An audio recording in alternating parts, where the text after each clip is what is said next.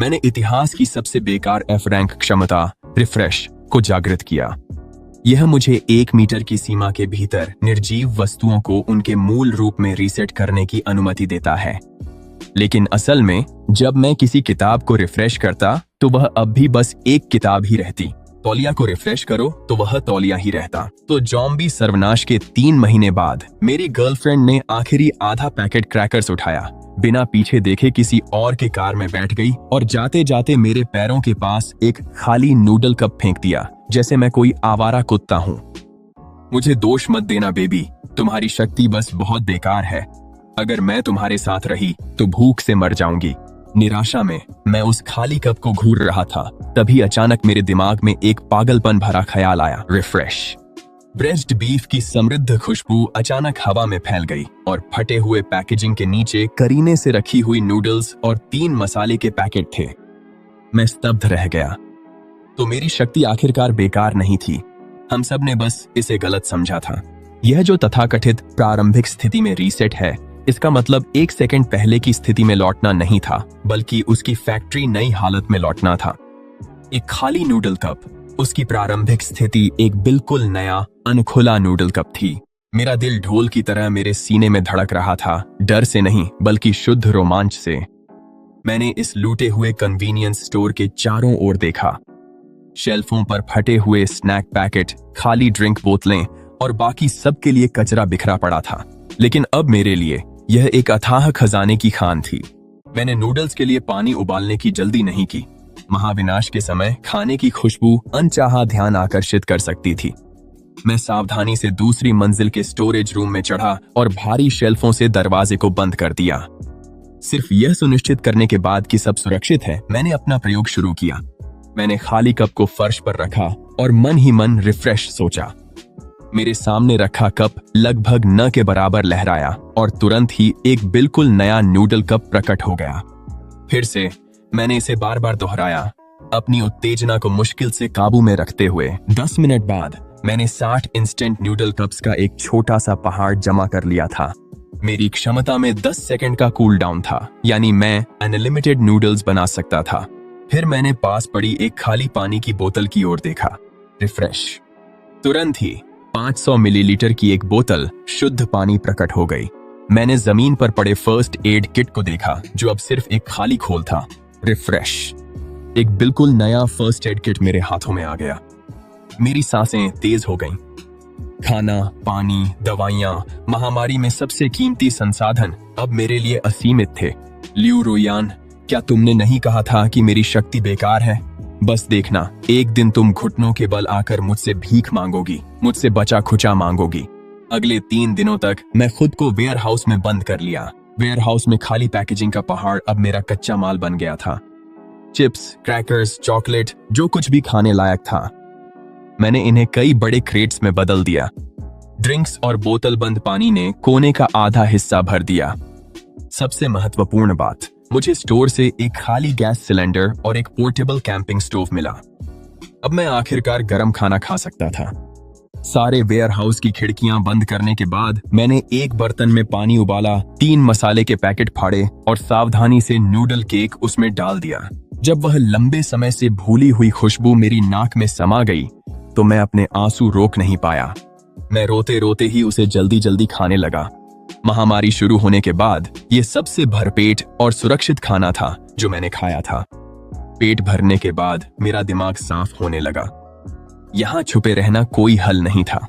ये सुविधा स्टोर या तो आखिरकार ज़ॉम्बियों से भर जाएगा या किसी और जीवित बचे द्वारा खोज लिया जाएगा। मुझे एक और सुरक्षित ठिकाना ढूंढना था। इसके अलावा मुझे हथियारों की भी जरूरत थी। इस बंजर भूमि में सिर्फ खाना और पानी होना मुझे बस एक आसान शिकार बना देता।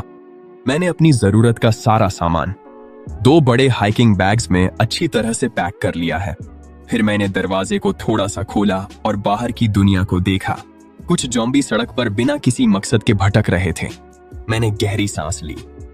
मैंने अपना तेज चाकू लिया जो नया जैसा था। अब निकलने का समय था। बाहर निकलना तनावपूर्ण रहा, पर सब ठीक रहा। मैंने ज्यादातर ज़ॉम्बियों से बचने के लिए पिछली गलियों के जाल का इस्तेमाल किया। जब मैं इधर उधर भटकते ज़ॉम्बियों से टकराता तो मैं पूरी ताकत से एक ताज़ा कोल्ड ड्रिंक का कैन उन पर फेंक देता। जब वह लड़खड़ाता तो मैं चाकू से उसे खत्म कर देता। मेरा लक्ष्य पश्चिम में स्थित ब्लू बे रेजिडेंसेस था। यह एक प्रसिद्ध उच्च वर्गीय इलाका था जहां सुरक्षा बहुत कड़ी थी। उसकी दीवारें ऊंची और मोटी थीं।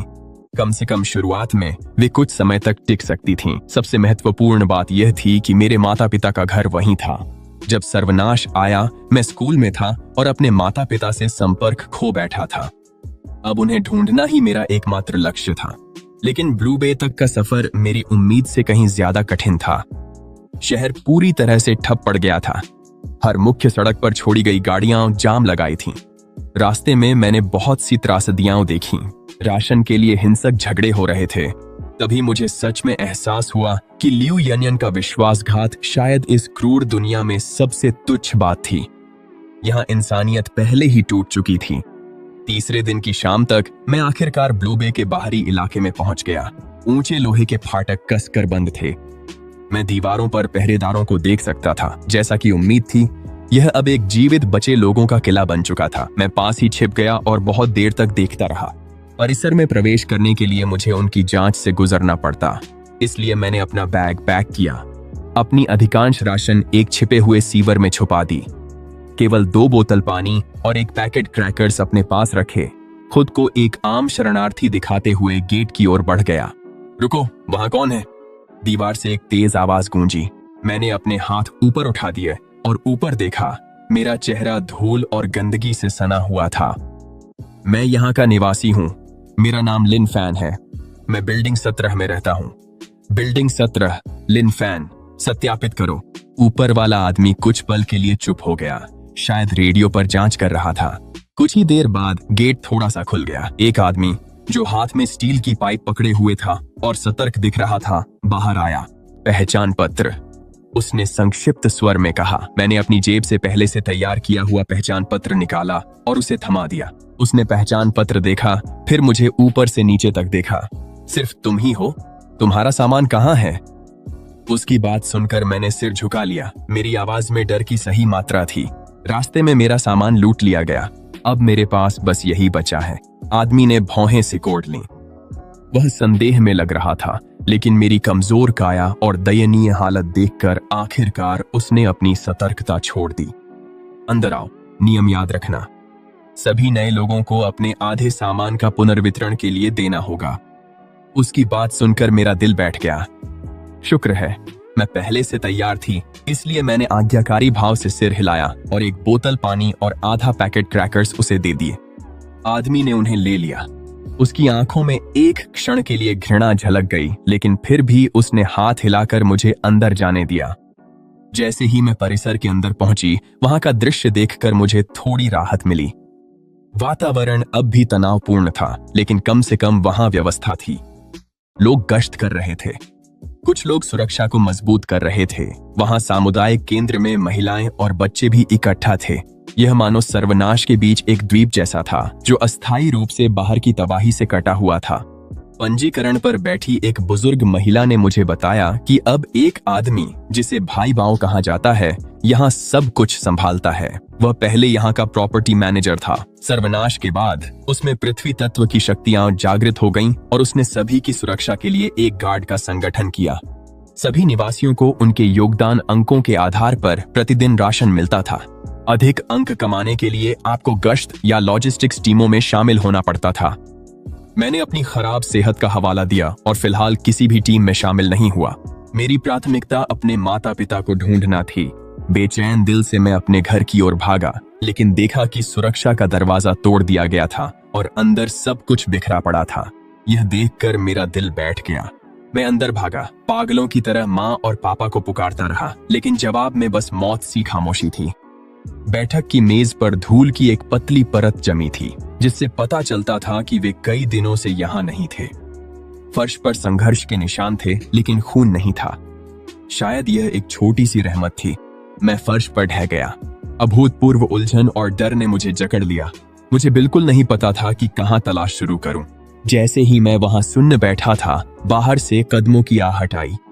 एक घिनौनी आवाज गूंज उठी। ओहो, लगता है एक बच गया है। मैंने झटके से सिर उठाया तो देखा कि दो आदमी दरवाजे पर खड़े थे। सामने वाला आदमी गंजा था और वह मुझे साफ साफ दुश्मनी भरी नजरों से देख रहा था। मैंने उसे पहचान लिया। वह बिच्छू था, जो भाई बाओं के अधीन एक छोटा मोटा लेफ्टिनेंट था। बिच्छू ने अपने होंठ चाटे। उसकी नजरें मुझ पर ऐसे घूम रही थीं जैसे मैं काटने के लिए ताजा मांस हूं। तुम्हारे घर के मुखिया ने पिछले दिनों भाई बाओं को काफी योगदान अंक देने थे, उन्हें बाहर निकाल दिया गया। अब यह जगह हमारी है। मेरी आंखें सिकुड़ गईं। मेरे माता पिता के साथ तुमने क्या किया? बस उन्हें बाहर निकाल दिया। सर्वनाश में बेकार लोगों के साथ यही होता है। लेकिन तुम तो काबिल लगते हो। अगर तुम यहीं रहकर हमारे लिए छोटे मोटे काम करोगे, कुछ चीजें संभालोगे, तो शायद हम तुम्हें यहां किसी तरह रहने दें। मैं कितना भोला था जो सोचता था कि यह जगह एक सुरक्षित आश्रय है। असल में यहां भी वही जंगल का कानून चलता है। जैसे जैसे वे करीब आते गए, मेरा हाथ चुपचाप मेरे बैग की बगल वाली जेब की ओर बढ़ गया। अंदर एक फल काटने वाला चाकू पड़ा था, जिसे मैंने चमकीली धार तक तेज कर लिया था। लेकिन जैसे ही मैंने अपनी जान बचाने के लिए लड़ने की तैयारी की, दरवाजे से एक ठंडी महिला की आवाज सुनाई दी। रुकना! स्कॉर्पियन और उसके आदमी यह देखकर बीच रास्ते में ही जम गए कि वह कौन है। उनकी मुस्कान तुरंत ही बनावटी हो गई और उसकी जगह चापलूसी भरी विनम्रता ने ले ली। दरवाजे पर खड़ी महिला ने काले रंग की सैन्य वर्दी पहन रखी थी। उसके हाथ में एक तांग दांव थी, जिसकी धार पर अब भी गहरे लाल धब्बे लगे हुए थे। उसके पीछे कई उतने ही खतरनाक टीम के सदस्य चल रहे थे। मैं उसे जानता था। ये शेन लिंग थी, ब्लेड की कप्तान, गार्ड की सबसे ताकतवर लड़ाकू टीम, जिसके बारे में कहा जाता है कि उसमें दुर्लभ धातु प्रकार की शक्ति जागृत हुई है। उसकी ताकत का अंदाजा लगाना मुश्किल था। भाई लेपर्ड का सबसे भरोसेमंद हथियार। शेन लिंग ने स्कॉर्पियन को नजरअंदाज कर दिया। उसकी नजरें मुझ पर टिक गईं और उसने सपाट स्वर में पूछा, यहाँ क्या हो रहा है? मैंने इस मौके को लपक लिया और जल्दी से बोला, ये लोग मुझे डराने धमकाने की कोशिश कर रहे हैं। स्कॉर्पियन का चेहरा बदल गया और वह जल्दी से सफाई देने लगा। कैप्टन शेन, उसकी बकवास मत सुनिए। उसके माता पिता पर योगदान अंक बकाया थे। हम तो बस संपत्ति वसूलने आए हैं। संपत्ति वसूलने के लिए दो लोगों की जरूरत पड़ती है और दरवाजा भी घेरना पड़ता है। उसकी आवाज तेज नहीं थी, लेकिन उसमें पूरी तरह से अधिकार झलक रहा था। अब बाहर निकलो। स्कॉर्पियन ऐसे भागा जैसे उसे माफी मिल गई हो। घबराहट में अपने आदमियों को घसीटते हुए बाहर ले गया। खतरा टलते ही मेरा तनावग्रस्त शरीर ढीला पड़ गया और मैं लगभग गिर ही पड़ा। शेन लिंग ने मुझे गौर से देखा। उसकी भौहें हल्की सी सिकुड़ गईं। शेन लिंग ने मुझे गौर से देखा। उसकी भौहें हल्की सी सिकुड़ गईं। अब से उन लोगों की भीड़ से दूर रहना। वह साफ तौर पर और ज्यादा उलझना नहीं चाहती थी। वह मुड़कर जाने लगी। मैंने जल्दी से आवाज लगाकर उसे रोकने की कोशिश की। कैप्टन शेन, क्या आपको पता है कि वे मेरे माता पिता को कहां ले गए? उनके नाम लिन जियांगुओ और वांग शुमेई हैं। शेन लिंग ने कुछ पल सोचा, फिर जैसे उसे याद आ गया। भाई बाओ ने उन सभी लोगों को, जिनमें कोई अलौकिक शक्ति नहीं थी और जो बुजुर्ग या विकलांग थे और भारी काम नहीं कर सकते थे, उत्तर द्वार के बाहर वाली छोड़ी गई फैक्ट्री में भेज दिया, यह कहते हुए कि प्रकृति जैसा चाहे वैसा होने दे। मेरा दिल बैठ गया। ऐसी छोड़ी हुई फैक्ट्री, न खाना न कोई सुरक्षा, ये तो बस मरने का इंतजार करने जैसा ही है। इसमें फर्क ही क्या है? जैसे ही शेन लिंग चली गई, मैंने तुरंत दरवाजा बंद कर दिया। मुझे उत्तर द्वार की फैक्ट्री तक पहुंचना ही था। मुझे अपने माता पिता को ढूंढना ही था। लेकिन सबसे पहले मुझे ताकत चाहिए थी। मैंने अपने बैकपैक से एक चॉकलेट बार निकाली। जल्दी से ताकत पाने के लिए उसे फटाफट खा लिया। फिर मेरी नजर उस स्टील की पाइप पर पड़ी जो स्कॉर्पियन छोड़ गया था। वह जंग लगी हुई थी और थोड़ी मुड़ी हुई भी थी। मैंने उस पर हाथ रखा और उसे ताजा कर दिया। फिर मेरे हाथ में एक बिल्कुल नई चमचमाती स्टील की पाइप आ गई। लेकिन इतना काफी नहीं था। मैं रसोई में भागा और अपने पापा का पुराना आउटडोर सर्वाइवल किट ढूंढ निकाला। उसमें एक मल्टीपर्पस मिलिट्री फावड़ा, एक सर्वाइवल कुल्हाड़ी और एक डैगर था। इन्हें इस्तेमाल न करने से ये सब कुंद हो गए थे। मैंने तीनों हथियारों को ताजा कर दिया और वे तुरंत ही धारदार हो गए। जब रात हुई तो मैंने गश्त बदलने के दौरान चुपचाप बाहर निकलकर उत्तर द्वार की ओर रुख किया। ये मुख्य प्रवेश द्वार की तुलना में कहीं अधिक सुनसान था। सिर्फ 2 पहरेदार वहां खड़े थे, जम्हाई लेते हुए। मैंने उन्हें सतर्क नहीं किया। इसके बजाय मैंने निगरानी में एक अंधा कोना ढूंढ लिया। मैंने ताजा की हुई नई रस्सी का इस्तेमाल करते हुए आसानी से 3 मीटर ऊंची दीवार पार कर ली। दीवार के उस पार एक बंजर जमीन थी। दूर मुझे एक फैक्ट्री दिखाई दी जो एक शांत इस्पाती जानवर की तरह लग रही थी। हवा में सड़न की बदबू थी, कभी कभी अंधेरे में ज़ॉम्बियों की गुर्राहट गूंज उठती थी। मैंने पाइप को कसकर पकड़ा और झुककर जल्दी जल्दी फैक्ट्री की ओर बढ़ने लगा। लेकिन जैसे जैसे मैं फैक्ट्री के करीब पहुंचा, वहां ज़ॉम्बियों की संख्या बढ़ती गई। मैं एक जर्जर दीवार के पीछे छिप गया। कम से कम दर्जन भर ज़ॉम्बी फैक्ट्री के प्रवेश द्वार पर जमा थे। किसी शोर की वजह से आकर्षित होकर फैक्ट्री के बंद लोहे के गेट पर बेतहाशा पीट रहे थे, जबकि अंदर से धीमी चीखें और चिल्लाहटें सुनाई दे रही थीं। मेरे माता पिता वहां अंदर थे। मैं घबरा गया था, लेकिन मेरे दिमाग ने मुझे जबरदस्ती अंदर घुसने से मना किया। मैंने अपने आसपास नजर दौड़ाई और फैक्ट्री की साइड में जमीन से लगभग 4 मीटर ऊंची खिड़कियों की एक कतार देखी। शायद मैं वहां से अंदर जा सकता था। फैसला कर लेने के बाद मैं तुरंत हरकत में आ गया। मैंने एक पत्थर उठाया और पूरी ताकत से दूर खड़ी एक छोड़ी हुई कार की तरफ फेंका। वह पत्थर विंडशील्ड से टकराया, जिससे तेज दरार की आवाज आई। जैसा कि उम्मीद थी, प्रवेश द्वार पर मौजूद ज़ॉम्बी उस आवाज की ओर आकर्षित हो गए। धीरे धीरे मुड़कर और आवाज की दिशा में घिसटते हुए चलने लगे। मौका देखते ही मैं फैक्ट्री की दीवार की ओर दौड़ पड़ा। मैंने अपने बैकपैक से एक रस्सी निकाली, जिसका एक सिरा एक क्लाइंबिंग पिक से बंधा हुआ था। मैंने उसे जोर से घुमाया। पिक खिड़की की चौखट में मजबूती से फंस गई। मैंने गहरी सांस ली और फुर्ती से रस्सी पर चढ़ गया। तेजी से खुद को खींचते हुए खिड़की से अंदर गया और फैक्ट्री के भीतर लुढ़क गया। यह एक विशाल उत्पादन क्षेत्र था, जिसमें जंग लगे मशीनें और इधर उधर बिखरे हुए पुर्जे पड़े थे। टूटी हुई छत से केवल चांदनी की पतली किरणें छनकर आ रही थीं। वर्कशॉप के दूसरे छोर से दबे दबे सिसकियों और बहस की आवाजें आ रही थीं। मैं सावधानी से उन आवाजों के पीछे पीछे गया। फेंकी गई मशीनों से घिरे एक कोने में मैंने दर्जनों बचे हुए लोगों को देखा, जिनमें ज्यादातर बुजुर्ग और बच्चे थे। मैंने तुरंत अपने माता पिता को उनमें देख लिया। वे कोने में सिमटे हुए थे। मेरी माँ घुटनों को गले लगाकर चुपचाप रो रही थीं, जबकि मेरे पिता उन्हें कसकर थामे हुए थे और दिलासा दे रहे थे। मेरी आंखें तुरंत भर आईं। मेरे गले से एक रुंधी हुई चीख निकल गई। मेरी आवाज सुनकर सब चौंक गए और सभी सिर मेरी ओर घूम गए। मेरे माता पिता के सिर झटके से ऊपर उठ गए। जैसे ही उन्होंने मुझे देखा, उनके चेहरे हैरानी से बदलकर पूरी खुशी में बदल गए। मेरी माँ चिल्लाईं और भागती हुई मेरी ओर आईं। इस निराशाजनक प्रलय में हमारा 3 लोगों का परिवार एक दूसरे से कसकर लिपट गया। मिलन की खुशी ने सारा डर और चिंता धो डाली, लेकिन जल्द ही एक कठोर आवाज ने इस कोमल पल को तोड़ दिया। अरे, तुम कहां से आए हो? एक चेहरे पर निशान वाला आदमी आगे आया। उसके पीछे कई हट्टे कट्टे जवान थे, जो साफ तौर पर यहाँ का नेता था। उसने मेरे कंधों पर टंगे भरे हुए बैग को लालच भरी नजरों से देखा। तुम्हारे अंदर हिम्मत है बच्चे, जो अकेले यहाँ तक पहुंच गए। उस बैग में क्या है? खोलो इसे, दिखाओ जरा। मैं अपने माता पिता के आगे खड़ा हो गया और उसे ठंडी नजरों से घूरने लगा। ये मेरा है, तुम्हारा? निशान वाले ने हंसी उड़ाई। यहाँ किसी की कोई चीज नहीं होती, सब कुछ मेरा है। अगर अपनी भलाई चाहते हो तो बैग दे दो, वरना। उसने अपनी मछेती को उठाया। धमकी साफ थी। उसके गुंडे उसके पीछे आकर ऐसे घूरने लगे जैसे शिकारी शिकार को देखते हैं। उनके द्वारा यहाँ लाए गए बूढ़े और कमजोर लोग अंदर ही अंदर गुस्से से उबल रहे थे, लेकिन वे बस दया से देख सकते थे। ये देखकर मेरे पिता ने मुझे अपने पीछे खींच लिया और निशान वाले को जबरन मुस्कुराकर देखा। साहब, मेरा बेटा नादान है। उसके बैग में बस थोड़ा खाना है, सब ले लीजिए, बस उसे चोट मत पहुंचाइए। बहुत देर हो चुकी।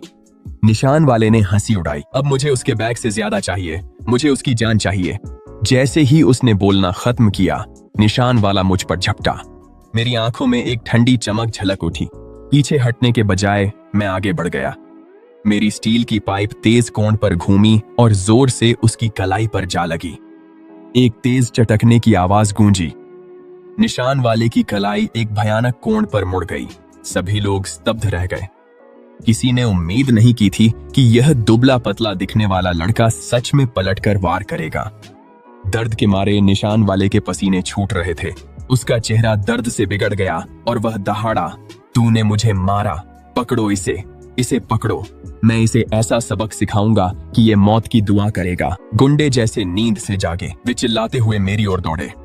मैंने अपना बैकपैक अपने माता पिता की ओर फेंका फिर पाइप उठाकर बचाव की मुद्रा में आ गया। एक गुंडे ने मुझ पर लकड़ी की छड़ी से वार किया। मैं एक तरफ झुक गया और अपनी कलाई घुमा दी। मेरी पाइप का दूसरा सिरा सीधा उसकी कमर के नीचे जा लगा। वह तुरंत चीख पड़ा, दोहरा होकर गिर पड़ा। कोई भी हरकत बेकार नहीं गई। हर वार किसी नाजुक जोड़ पर पड़ा, बस इतना ही कि मैं खुद को बचा सकूं। उन्हें सबसे ज्यादा डर इस बात से लग रहा था कि मेरी ताकत जैसे खत्म ही नहीं हो रही थी। 2 को गिराने के बाद बाकी गुंडे भी डर के मारे आगे बढ़ने की हिम्मत नहीं कर पाए। निशान वाला अपना टूटा हुआ हाथ पकड़े मुझे हैरानी और गुस्से से घूर रहा था। तुम आखिर हो कौन? तुम भी कोई शक्ति रखने वाले हो? मैंने उसे कोई जवाब नहीं दिया। मैंने बस उसे बर्फ जैसी ठंडी नजरों से घूरा। इन पिछले महीनों में सर्वनाश के दौरान जो भी दुख मैंने झेले थे, इस पल वे सब शुद्ध क्रोध में बदल गए। या तो चले जाओ या मर जाओ। मेरी निर्दयता ने सबको स्तब्ध कर दिया। निशान वाले के चेहरे का भाव बदल गया। उसे उम्मीद नहीं थी कि वह इतने खतरनाक इंसान से उलझ जाएगा, लेकिन जब तक आमना सामना चल रहा था, अचानक फैक्ट्री का लोहे का गेट जोरदार धमाके के साथ फट पड़ा। फिर दूसरा, फिर तीसरा धमाका हुआ। यह देखते ही भीड़ में अफरा तफरी मच गई। बाहर के ज़ॉम्बी गेट को पीट रहे थे। ये क्या हो रहा है? अचानक ज़ॉम्बी इतने उग्र क्यों हो गए हैं? घबराहट जंगल की आग की तरह फैल गई। निशान वाले के पास इसके लिए समय नहीं था। वह कई गुंडों के साथ मिलकर अपने शरीर और मलबे का इस्तेमाल करते हुए टूटते हुए गेट को किसी तरह थामे हुए थे। लेकिन ज़ॉम्बी बहुत ज्यादा थे। गेट टकराव से बुरी तरह दब गया था। कुंडी दबाव में कराह रही थी और गिरने के कगार पर थी। निराशा ने सभी को जकड़ लिया। मेरे माता पिता डर के मारे कांप रहे थे और मेरा हाथ कसकर पकड़े हुए थे। मैंने उधर देखा। वह एक पुराना जंग लगा लोहे का गेट था। मेरे दिमाग में एक साहसी विचार आया। फिर स्टील की पाइप को कसकर पकड़ते हुए सबकी हैरान निगाहों के बीच मैं गेट की ओर बढ़ गया। तुम क्या कर रहे हो? तुम मारे जाओगे! दरवाजे को थामे हुए एक गुंडे ने मुझ पर चिल्लाया। मैंने उसकी बात अनसुनी कर दी और अपनी हथेली सीधे ठंडी जंग लगी धातु पर रख दी। फिर जब सभी अविश्वास से देख रहे थे, एक चमत्कार हुआ। वह धंसा हुआ, पिटा पिटाया लोहे का गेट जैसे समय खुद उल्टा चल पड़ा हो, धीरे धीरे सीधा और चिकना होने लगा। यहाँ तक कि टेढ़ा मेढ़ा फ्रेम भी सीधा हो गया। कुछ ही सेकंड में उनके सामने एक चमचमाता स्टील का दरवाजा खड़ा था। ज़ॉम्बियों के हमले के बावजूद दरवाजा मजबूती से टिका रहा। बस धीमे धीमे धमाके की आवाजें आती रहीं। पूरी वर्कशॉप में मौत सी खामोशी छा गई। सभी लोग मुझे हैरानी से घूर रहे थे। स्कारफेस का मुंह खुला का खुला रह गया। वह अपनी टूटी कलाई को पूरी तरह भूल गया था। उसने मेरी ओर इशारा करते हुए हकलाते हुए कहा, तुम्हारी शक्ति मरम्मत करना है। मुझे समझाने की कोई परवाह नहीं थी। मैंने अपना हाथ वापस खींच लिया और उसे ठंडी नजरों से देखा। महामारी के इस दौर में ताकत ही असली करेंसी है। अभी अभी दिखाई गई मेरी निर्दयता और यह चमत्कारी प्रदर्शन मिलकर स्कारफेस की हिम्मत पूरी तरह तोड़ चुके थे। वह मुझे देख रहा था और उसकी आंखों में अब कोई लालच नहीं था, बस गहरी, दिल दहला देने वाली डर ही बची थी। बड़े भाई, मुझे नहीं पता था कि मैं किससे उलझ रहा हूँ। आपकी जैसी शख्सियत के सामने कृपया इसे मेरे खिलाफ मत रखना। मैंने एक शब्द भी नहीं कहा। मैं बस अपने माता पिता के पास चला गया। मेरी माँ ने मेरी ओर देखा। उनकी आंखों में उलझन थी, गर्व, चिंता, और जैसे वे मुझे पूरी तरह पहचान नहीं पा रही थीं। मैंने उनका हाथ थामा और उन्हें आश्वस्त करने वाली नजर से देखा। माँ, चिंता मत करो, मैं आपके साथ हूँ। फिर उस बड़े बैकपैक से मैंने एक सेल्फ हीटिंग राइस मील, एक सॉसेज और एक पानी की बोतल निकाली। मैंने ये सब उन्हें थमा दिए। माँ, पापा, पहले कुछ खा लो। खाने की खुशबू ने तुरंत सबका ध्यान अपनी ओर खींच लिया। वे बचे हुए लोग जो न जाने कब से भूखे थे, मेरे माता पिता के हाथों में खाने को देखकर जोर जोर से निगलने लगे। उनकी आंखों में बेबस भूख झलक रही थी। स्कारफेस और उसके साथी उस खाने से नजरें नहीं हटा पा रहे थे। एक ऐसी दुनिया में जहां खाना सोने से भी ज्यादा कीमती था, मेरी यह सहज संपन्नता उन्हें गेट ठीक करने से भी ज्यादा हैरान कर गई। जब मैं काम पूरा कर चुका तो मैंने फिर से स्कारफेस की ओर रुख किया। अब से यहाँ की जिम्मेदारी मेरी है। मेरी आवाज तेज नहीं थी, लेकिन हर किसी ने उसे साफ साफ सुन लिया। स्कारफेस का चेहरा फड़क उठा। आखिरकार उसने हार मानकर सिर झुका लिया। फैक्ट्री के इस किले को अपने कब्जे में लेना मेरी उम्मीद से कहीं ज्यादा आसान रहा। अत्यधिक शक्ति और असीमित संसाधनों के सामने स्कारफेस की थोड़ी सी सत्ता पल भर में बिखर गई। मैंने उन्हें बाहर नहीं निकाला। महाविनाश के समय में लोग भी एक संसाधन होते हैं। मैंने उन्हें पहरेदारी और ज़ॉम्बी सफाई की ड्यूटी पर लगा दिया। खाने और लॉजिस्टिक्स की जिम्मेदारी मैं खुद संभालता था। हर दिन मैं खुद को एक निजी कमरे में बंद कर लेता, दिखावे के लिए इन्वेंट्री चेक करने का नाटक करता, जबकि असल में जितना जल्दी हो सके उतना खाना तैयार करता रहता। जैसे ही रोजमर्रा की जरूरतें पूरी हो जाती, एक के बाद एक ताजे सामान की पेटियां सबके सामने आ जाती। अब तक वे मुझे हर बार हैरानी और श्रद्धा से देखते थे। वे सभी सोचते थे कि मेरे पास कोई स्पेशल क्षमता है जिसमें मैं भारी मात्रा में सामान जमा कर सकता हूँ। पर्याप्त खाना और सुरक्षित आश्रय मिलने के बाद बचे हुए लोग धीरे धीरे फिर से जीवंत होने लगे। मेरे प्रबंधन में पूरा छोड़ा हुआ कारखाना अच्छी तरह से व्यवस्थित हो गया था। माँ और पापा मेरी दाहिनी हाथ की टीम बन गए। वे लोगों को संभालने और सामान बांटने में मेरी मदद करते थे। उन्होंने दूसरों के बीच अपनी गरिमा और गर्व फिर से हासिल कर लिया था। हर दिन उनका मनोबल और भी ऊंचा होता गया। सब कुछ बेहतर हो रहा था। फिर भी एक बात थी जो मुझे परेशान कर रही थी। वह थी ब्लू बे कम्युनिटी। उस प्रॉपर्टी मैनेजर बाव ने मेरे माता पिता जैसे असहाय बुजुर्गों को बाहर निकाल दिया था, उन्हें अपनी किस्मत पर छोड़ दिया था। मैं उससे यह हिसाब जरूर चुकता करूंगा। इसके अलावा ब्लू बे की सुरक्षा और रहने की स्थिति इस जर्जर फैक्ट्री से कहीं बेहतर थी। मैं अपने माता पिता और उन सभी लोगों को जो मेरे साथ रहे एक असली घर देना चाहता था। अब समय आ गया था कि मैं वापस जाऊं और बाव से निपटूं। एक हफ्ते बाद मैंने सारी तैयारियां कर ली थीं। मैंने अपनी मरम्मत करने की क्षमता का इस्तेमाल फैक्ट्री में मिले कई छोड़े हुए स्कूटरों पर किया। उन्हें पूरी तरह चार्ज कर दिया जैसे बिल्कुल नए हों। मैंने दर्जनों बिल्कुल नए सुरक्षात्मक सूट, हेलमेट और स्टील टू बूट्स भी तैयार किए। हथियारों के लिए स्टील पाइप और कुल्हाड़ियों के अलावा मैंने लोगों से फैक्ट्री का स्टील लेकर उसे तेज भालों में ढलवाया। जहां तक स्कारफेस और उसके खास लोगों की बात है, वे अब पूरी तरह वफादार हो चुके थे।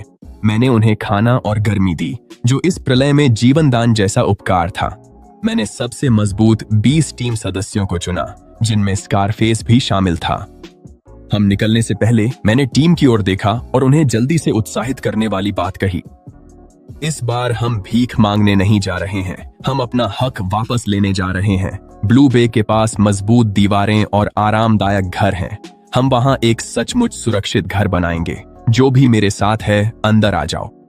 किसी ने भी हिचकिचाहट नहीं दिखाई। मेरी काबिलियत देखने के बाद वे मुझ पर आंख बंद करके भरोसा करते थे। 20 वाहनों का एक काफिला पूरी ताकत के साथ ब्लू बे की ओर रवाना हुआ। जब हम उत्तर द्वार पर पहुंचे तो दीवार पर तैनात पहरेदारों ने हमें देख लिया। हमारे अच्छी तरह से हथियारबंद समूह को देखकर वे सन्न रह गए। स्कारफेस, क्या तुम्हें बाहर नहीं निकाल दिया था? अब वापस क्यों आए हो? स्कारफेस अब मेरा वफादार आदमी था। वह सीना तान कर खड़ा हुआ और जोर से साफ आवाज में बोला, हम यहाँ भाई बाव से कारोबार की बात करने आए हैं। कारोबार? तुम लोग? पहरेदार हंस पड़ा। मैं कार से बाहर निकला। आगे जाकर शांत स्वर में कहा, जाकर भाई बाव को बता दो कि लिन फैन वापस आ गया है। पहरेदार मुझे नहीं जानता था, लेकिन मुझे समूह के केंद्र में देखकर उसे समझ आ गया कि मैं कोई खास आदमी हूँ। थोड़ी देर रुकने के बाद उसने अपना रेडियो उठाया और ऊपर तक सूचना भेज दी। जल्द ही उत्तर द्वार खुल गया। भाई बाव एक बड़े दल के साथ बाहर आया, जिसमें शेन लिंग भी था, जो पहले गार्ड दस्ते का कप्तान था। भाई बाव एक भारी भरकम आदमी था, जिसकी उम्र 40 के आसपास थी और उसकी आंखों में चालाकी और घमंड झलकता था।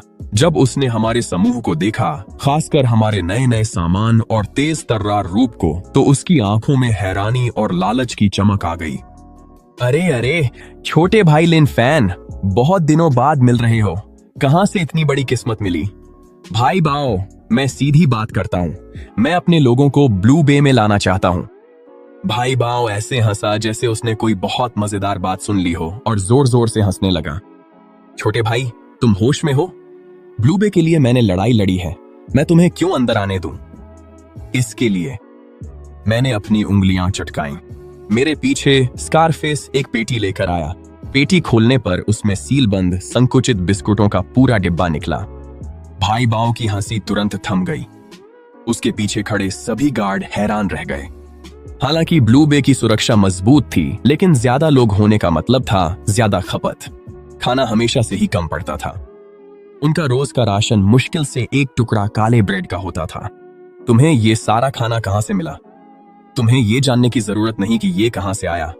मुझे बस एक जवाब चाहिए, हम साथ काम कर रहे हैं या नहीं?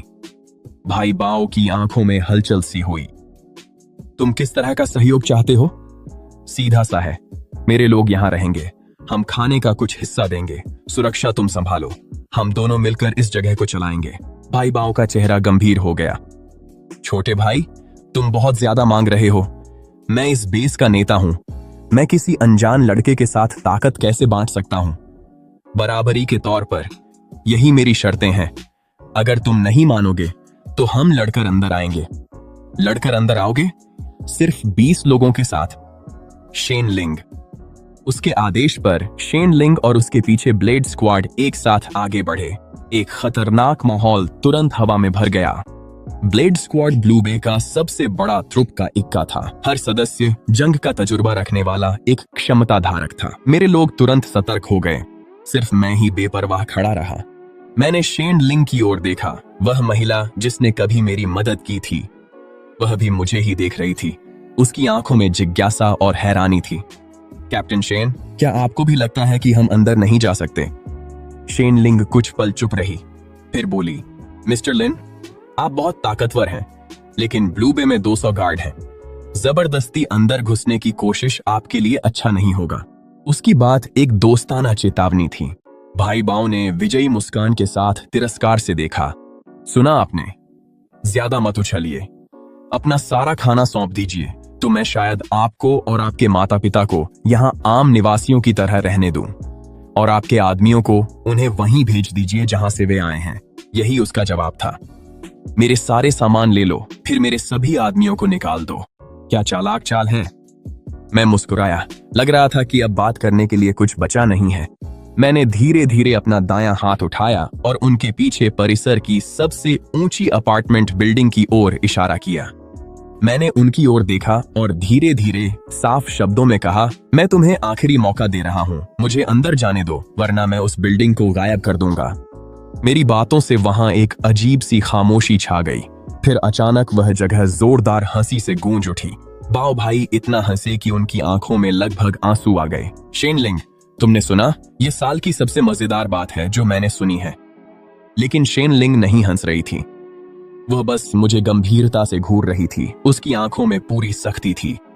उसे लग रहा था कि मैं मजाक नहीं कर रहा हूं, और सच में मैं मजाक नहीं कर रहा था। मैंने अपने चेहरे से मुस्कान हटाई और गिनती शुरू कर दी। बाओ भाई के चेहरे की मुस्कान जम गई। सभी की हंसी थम गई। वे एक दूसरे की ओर देखने लगे, जैसे उन्हें कुछ अजीब सा महसूस होने लगा हो।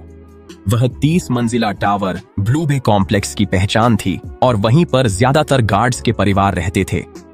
जब मैं एक पर पहुंचा तो बाओ भाई आखिरकार गरजे, सिर्फ बातें बनाता है, दम नहीं है। अपने नाटक बंद कर, इसे पकड़ लो। लेकिन अब बहुत देर हो चुकी थी। जैसे ही मैंने गिनती पूरी की, मैंने अपनी शक्ति को पूरी ताकत से अपनी सीमा तक बढ़ाते हुए छोड़ा। न कि अपने आसपास की किसी चीज पर, बल्कि जितना दूर तक जा सकता था उतना दूर तक। मैंने 100 गज दूर उस विशाल इमारत की ओर निशाना साधा और सोचा, रिफ्रेश। पूरी दुनिया जैसे एकदम शांत हो गई। सैकड़ों डरे हुए लोगों की आंखों के सामने वह 30 मंजिला गगनचुंबी इमारत खराब टीवी सिग्नल की तरह झिलमिलाने लगी, बुरी तरह गड़बड़ाने लगी।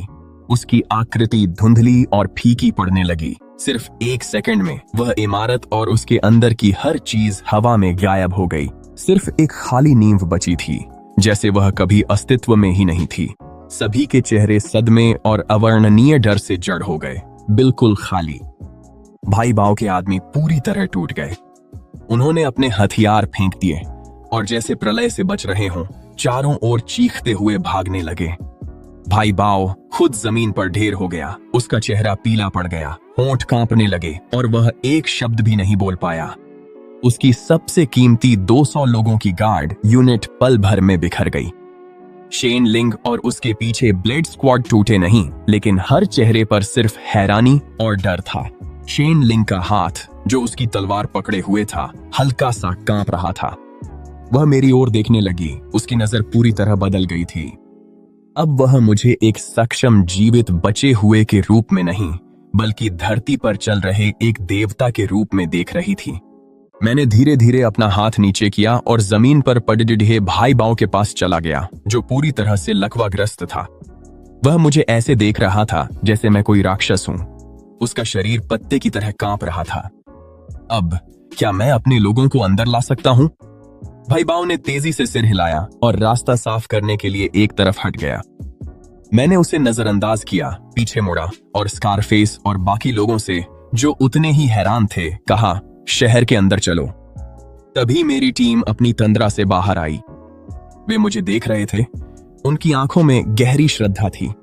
वे जानते थे कि उनका नेता ताकतवर है, लेकिन उन्होंने कभी इतनी शक्ति की कल्पना भी नहीं की थी। पूरी इमारत को मिटा देना, यह कैसी ताकत थी। ऐसे नेता के साथ सर्वनाश में जीवित रहना कोई समस्या नहीं थी। हमारा समूह ब्लू बे रेजिडेंस में दाखिल हुआ, जबकि सभी लोग हैरानी से देख रहे थे। कोई भी हमारे रास्ते में खड़ा होने की हिम्मत नहीं कर सका। शेन लिंग और उनकी ब्लेड स्क्वाड चुपचाप हमारे पीछे पीछे चल रही थी, जैसे वे हमें एस्कॉर्ट कर रही हों। मैं जानता था कि उस दिन से ब्लू बे रेजिडेंस का नया मालिक आ गया है। ब्लू बे में बसने के बाद सबसे पहले मैंने हिसाब किताब साफ किया। भाई बाव और उसके शीर्ष गुर्गे, जो डर के बल पर राज करते थे, उन्हें बंद कर दिया गया। मैंने उन्हें मारा नहीं, मैंने बस उनकी शक्तियां छीन ली। विकसित होने के बाद मेरी रिफ्रेश क्षमता अब जीवित चीजों पर भी काम कर सकती थी। मैं किसी व्यक्ति के शरीर को रिफ्रेश कर सकता था, जिससे वह पूरी तरह स्वस्थ हो जाता, और स्वाभाविक रूप से मैं उनके अंदर की पावर कोर को भी रिफ्रेश कर सकता था, उसे उस स्थिति में रीसेट कर सकता था जब वह कभी जागृत ही नहीं हुआ था। जब भाई बाव एक अर्थ टाइप यूजर से एक असहाय मोटे आदमी में बदल गया, तो वह पूरी तरह टूट गया। जहां तक शेन लिंग और उसकी ब्लेड स्क्वाड की बात है, मैंने उन्हें अपने पक्ष में करने का फैसला किया। वे असली लड़ाके थे। उनमें अब भी इंसानियत बाकी थी, जो सर्वनाश में बहुत दुर्लभ थी। शेन लिंग के सामने ही मैंने एक युद्ध में कुंद हो चुकी तांग ब्लेड को रिफ्रेश किया, फिर एक एक्सपायर होने वाली एंटीबायोटिक्स की डिब्बी को रिफ्रेश कर दिया, जिससे वे बिल्कुल नई दवाइयां बन गईं। शेन लिंग ने यह सब देखा और आखिरकार उसे समझ आ गया। मेरी क्षमता न तो स्पेशियल स्टोरेज थी और न ही मरम्मत करने की। यह कुछ ऐसा था जिसे वह समझ ही नहीं सकती थी, लगभग जैसे कोई प्राकृतिक नियम हो। इतनी गहरी शक्ति कि वह खुद मूलभूत नियमों को छूती हो। वह काफी देर तक चुप रही, फिर आखिरकार मुझे झुककर प्रणाम किया। ब्लेड स्क्वाड, आज से हम आपके आदेशों का पालन करेंगे। ब्लेड स्क्वाड के मेरे साथ आने के बाद मैंने सच में ब्लू बे रेजिडेंस पर नियंत्रण पा लिया। मैंने नए नियम बनाए। हर किसी को, चाहे उसमें शक्ति हो या न हो, अगर वह काम करता है तो उसे खाना मिलेगा। मेरी असीमित आपूर्ति के साथ मैंने उन्हें जल्दी ही अपना बना लिया। इसी दौरान मैंने समुदाय के सभी उपद्रवियों को बाहर कर दिया था। मेरे प्रबंधन में ब्लू बे पूरी तरह बदल चुका था, फल फूल रहा था और जीवंत था। मेरे माता पिता मुझे गर्व और संतुष्टि भरी नजरों से देखते थे। उन्होंने कभी नहीं पूछा कि मेरी असली क्षमता क्या थी। उन्हें बस इतना पता था कि उनका बेटा बड़ा हो गया है और वह ऐसा इंसान बन गया है जिस पर हर कोई भरोसा कर सकता है। एक बार जब बेस सुचारू रूप से चलने लगा, तो मैंने कुछ और गहराई से सोचना शुरू किया। आखिर मेरी क्षमता की सीमाएं क्या थीं? मैंने इंस्टेंट नूडल्स को रिफ्रेश किया था।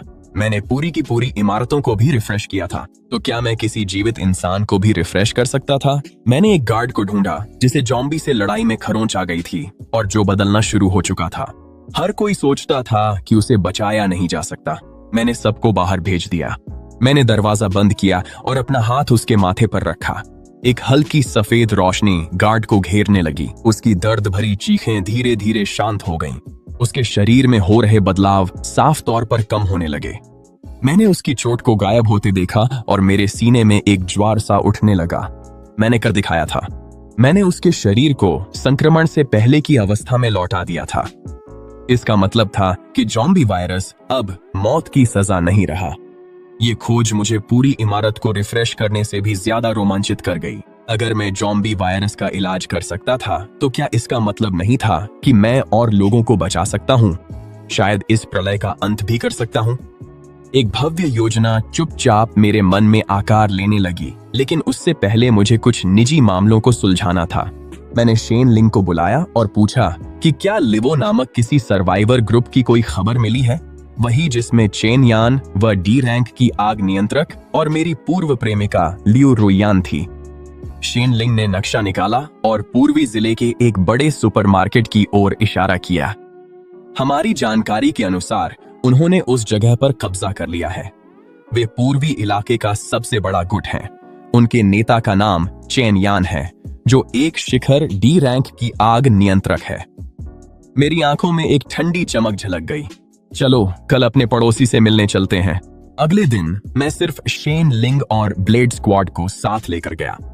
हम एक बख्तरबंद ऑफ रोडर में गए जिसे मैंने अपग्रेड किया था और सीधे उस बड़े सुपरमार्केट तक पहुंच गए। उस जगह को एक मजबूत किले में बदल दिया गया था। दीवारों पर सशस्त्र गार्ड तैनात थे। हमारे पहुंचते ही वे तुरंत सतर्क हो गए। अपना नाम बताओ।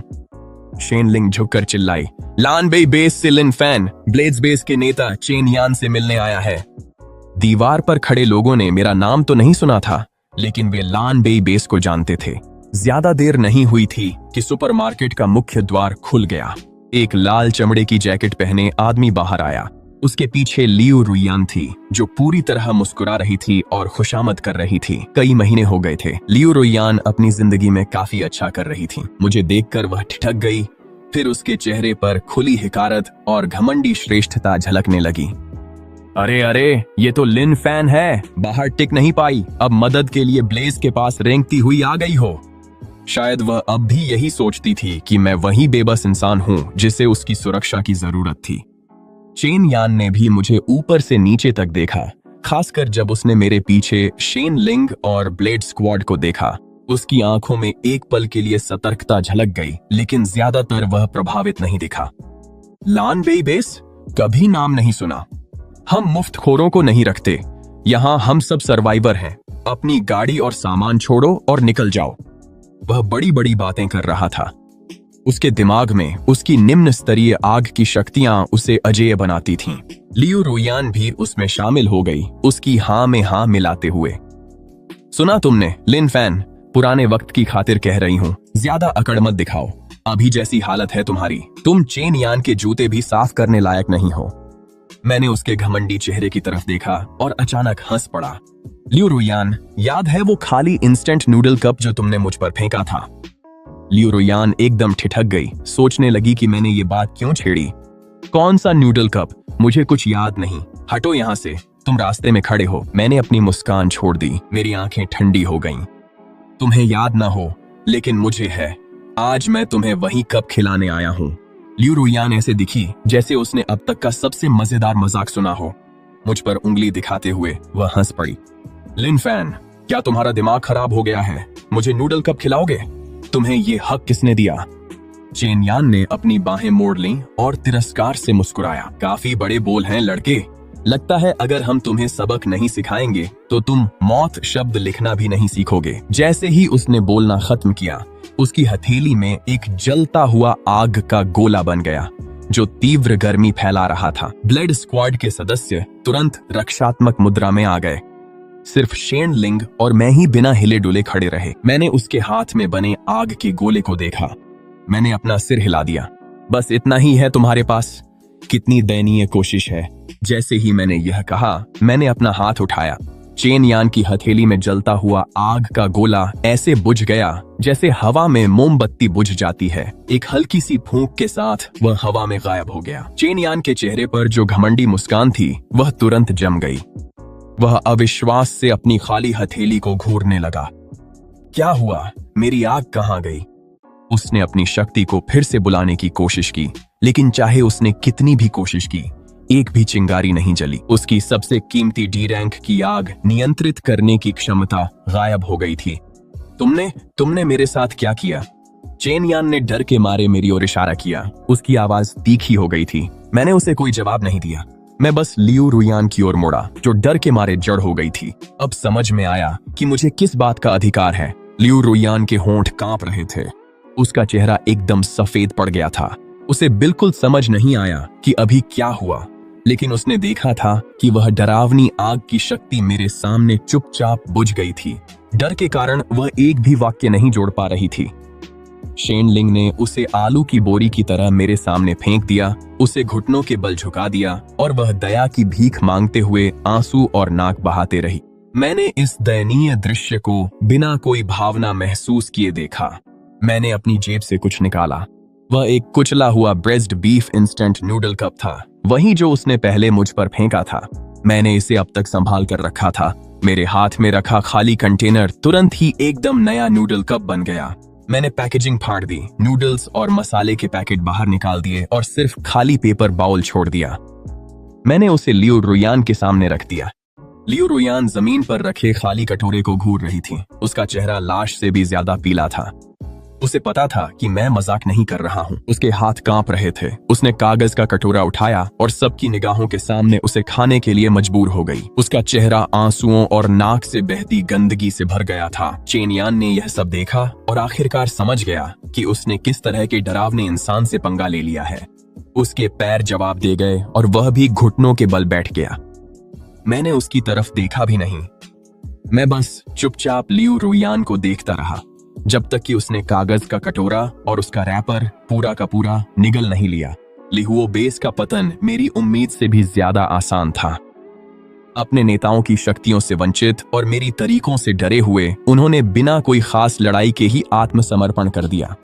मैंने दोनों बेस को मिला दिया और ब्लू बे बेस शहर के पूर्वी हिस्से में सबसे शक्तिशाली सर्वाइवर समूह बन गया। लियो रुयान से निपटने के बाद मैंने अपनी सारी ऊर्जा बेस के विकास और अलौकिक शक्तियों पर शोध में लगा दी।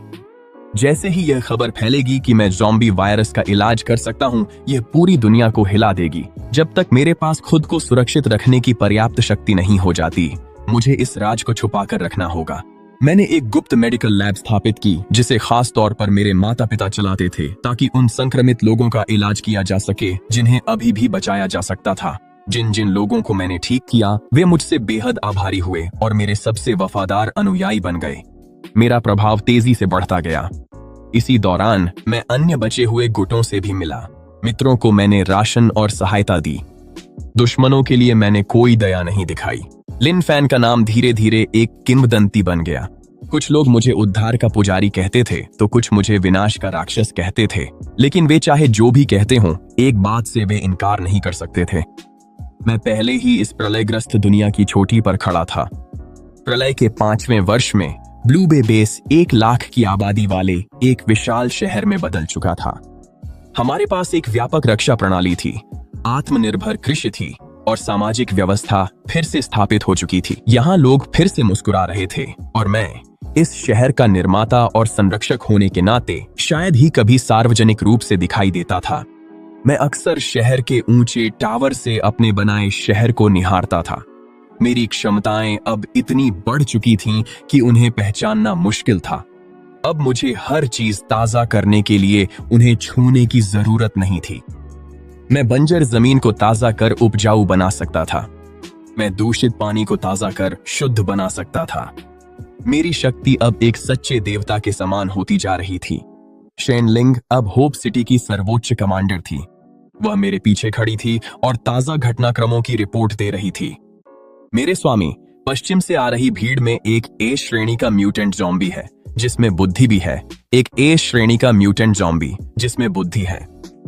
एस श्रेणी के ज़ॉम्बी प्रलय की सबसे बड़ी आपदा होते हैं।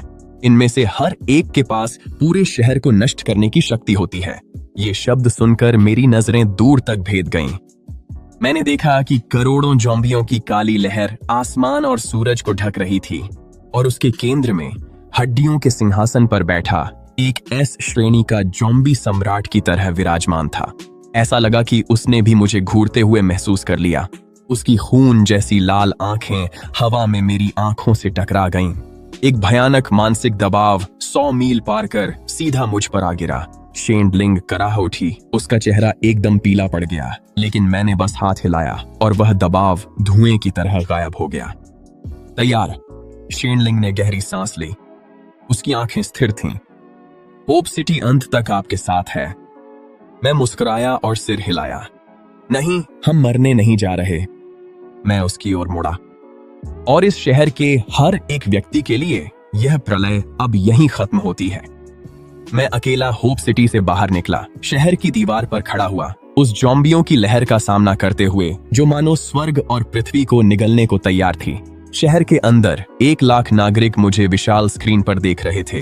वे घबराए हुए थे, डरे हुए थे, लेकिन सबसे बढ़कर उन्होंने भरोसा किया था। एस क्लास ज़ॉम्बी की दहाड़ मानो उनकी आत्मा को चीर रही थी।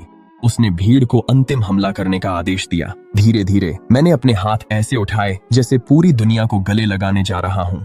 हर कोई मान रहा था कि मैं कोई दुनिया को हिला देने वाला हमला करने वाला हूँ, लेकिन वे गलत थे। मेरे चेहरे पर कोई मारने की भावना नहीं थी, बस दया की एक झलक थी। मेरी शक्ति कभी विनाश के लिए थी ही नहीं, ये शक्ति पुनर्जन्म के लिए थी। मैंने अपनी आंखें बंद की और जो कुछ भी मेरे पास था सब कुछ छोड़ दिया। कुछ भी नहीं रोका, न किसी एक ज़ॉम्बी को निशाना बनाया, न किसी एक क्षेत्र को, बल्कि इस घायल, टूटी हुई, मरती हुई दुनिया को निशाना बनाया। समय जैसे थम सा गया। शब्दों से परे एक प्रकाश, कोमल लेकिन अनंत सफेद रोशनी मुझसे फूटी, जो पूरी दुनिया में फैल गई। जहां भी वह प्रकाश पहुंचा, उन्मादी ज़ॉम्बी वहीं रुक गए। उनका सड़ा हुआ मांस ठीक होने लगा, उनकी धुंधली आंखें साफ हो गईं।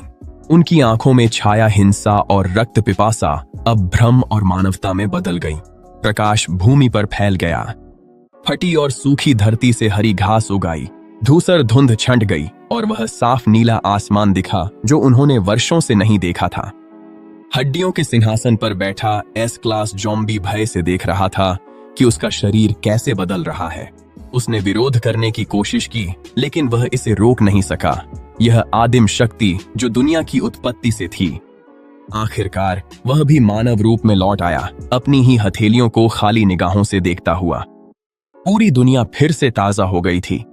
वायरस से संक्रमित हर कोई सामान्य अवस्था में लौट आया।